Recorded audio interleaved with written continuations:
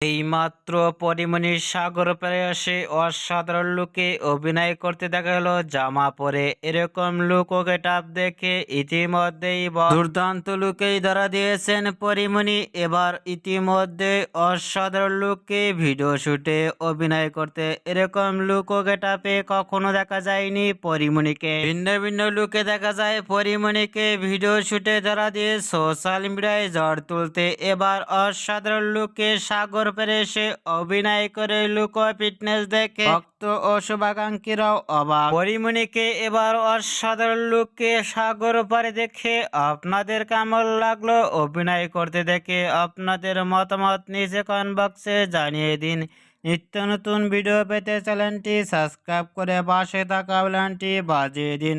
পুরো ভিডিওটি উপভোগ করার জন্য অসংখ্য ধন্যবাদ।